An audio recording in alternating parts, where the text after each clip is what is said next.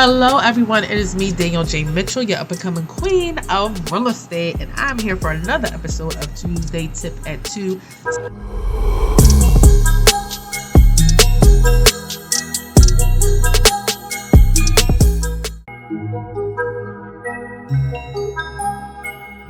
Hey, everybody. It is me, Danielle J. Mitchell, queen of real estate social media extraordinaire, and I'm here for today's and this week's Tuesday Tip at 2.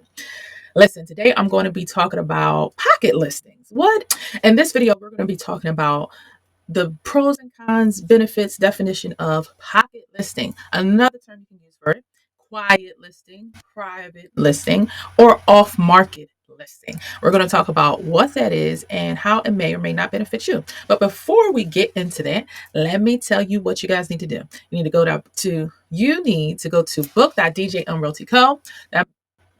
Let me say that again, book.djmrealty.co, and I need you to go on ahead and schedule your buyer or seller consultation with me, or investor consultation, and I can get you started on the road to buying and or selling. Okay. Thank you to all my new subscribers. Thank you to my returning subscribers. I appreciate all the support. Now, if there are things that you want to learn, understand in regards to the world of real estate, I need you to comment, email me, send me a train, a plane, something. Let me know interested in learning on Tuesday Tips at 2. So let's get into listing. What is a pocket listing? Essentially, it is a off-market listing. Okay, off-market listing. What does that mean? It's not publicized. It's not what we call in the MLS, our real estate database, where realtors like myself put our listings in there. So when we go have our listing consultation, that I'm always encouraging you to go ahead and schedule with me. When we get that consultation for a listing or for a seller to sell their property,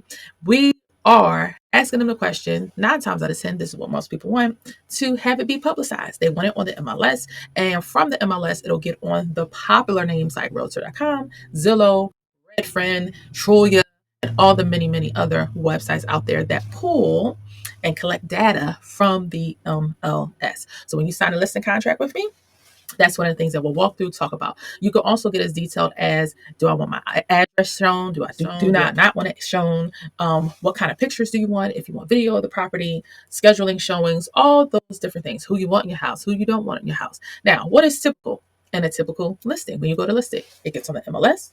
Again, other websites pulls the data from the MLS. So of course it's out on the Google machine, internet streets. Okay. It's out there.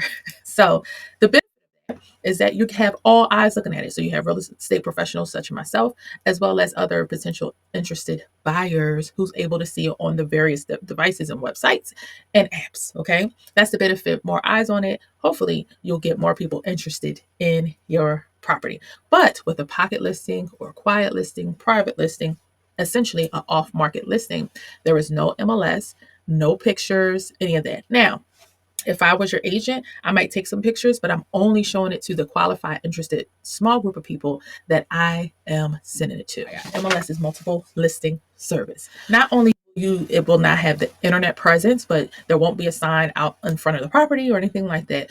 It is very quiet, private. Nobody knows that you're selling the property except for yourself and whatever listing agent that you utilize. So you may be, well, how the heck is the property going to get sold and marketed, or marketed and sold?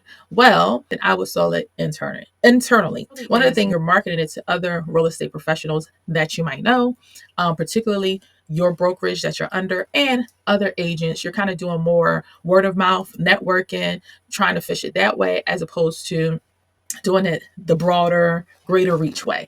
Now, is it a bit more footwork for the agent? 110%. It's a lot more footwork for the agent. Doesn't mean it can't happen, but it might be a bit slower process. Okay. Let's go ahead and talk about why sellers might want to utilize a pocket listing. You're marketing to a more exclusive clientele, one reason.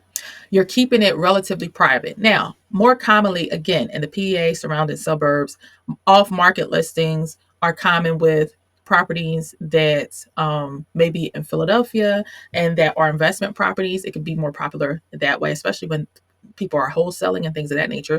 It also can be popular amongst celebrities or high profile people. They don't want everything seen. Especially with $1 million properties, I find that they might advertise on an MLS and have, pictures and things of that sort. But when it comes to anything beyond, so typically. I might go to a property and take some video and things like that, and people may not like that, okay? Or they don't want any private showings. They only want brokers tours and things of that nature. So there are different variations where you can tell her how you want your property advertised aside from just completely private. Sometimes it's a good idea if you just kind of want to test out the asking price, see what feedback that you get before attempting to put it out publicly. So it's a good way to test the market and see how well your property would do. Now, if you get a buyer that's super duper interested or a couple, you don't have to worry about it. But some people may kind of want to start out with a private listing and see what happens and see if they really gain any interest. Sometimes you can avoid the hassle of bidding wars. So you may have one person interested, two people interested. It's very clean, cut, dry. Hey, this is the price that I want. If that person agrees to it, then you can move on about your day. A lot of people like to sell to somebody they know, a relative, a longtime neighbor, and they want to make it a quick sell. Okay. Some people like to do a private listing because they want to negotiate the commission with the realtor. Hey, everything's negotiable. It depends on the setup that you have and the conversation that you have with your realtor. So let's talk about some pros and cons of a pocket listing. A pro: sellers will have more privacy in selling their home. Buyers can experience less competition for buyers if they get something that's off market. Another pro: a realtor can keep their whole commission. So rather than splitting it with the buyer agent, you might go ahead and find the buyer yourself, which is always great. Now, here are some cons. A seller may get fewer offers. So, of course, there's no bidding war or anything like that. So that can be a con, and you may not be able to get the potential top dollar that you would have if you had publicized it and got a bit more eyes on the property. There's little to no chance of walk-ins, all right? People in your neighborhoods may be checking it out and wanting to buy it or refer it to a family member or a friend of theirs. Again, bidding war can be great depending on how you look at it, or a bidding war can be a con depending on how you look at it. So less of a chance of a bidding war. Buyers can have less data to research, so you're not going to see it on the MLS. On the MLS, you're not going to know that it was sold. So that data is not going to be recorded, not in an MLS. It'll be recorded, of course, in public records, but realtors, when we pull our comps, we're using the MLS system. Another con is, again, you may not get the best price for your property, of course, because there is no bidding on the property. When you have more than one competing offer, 9 times out of 10, the price is going to go a bit higher. It may not be drastically, but hey, a little bit more is better than zero more. How can you find a pocket listing? Well, you can call your local brokerage and see if they have any quiet listings, if they have any at that particular brokerage. Otherwise, you have to just kind of call around. If you have realtor friends or know people or friends of friends as a realtor, you can go ahead and ask the question. All right, what is our bottom line? Essentially, you have to do what's great and comfortable for you. Some people will use a pocket listing because of familial situation, their influence, their celebrity, a bit more high profile. It really depends on your scenario and what you feel comfortable with. And even if you don't want to do a full-fledged private off-market pocket listing, you can definitely utilize some things when you are listing your property that will make you feel a bit more comfortable. So it's important for you to just talk with your agent, feel comfortable having a conversation. Your agent should at every turn let you know the expectations. Hey, I'm putting it on the MLS. These are the things that I'm doing. It's going to be marketed to here. These are the people that are going to have eyes on it. They should be able to walk you through what it looks like when your property gets on the market and tailor it to what you feel comfortable with. I always say it's a give and take as much as possible.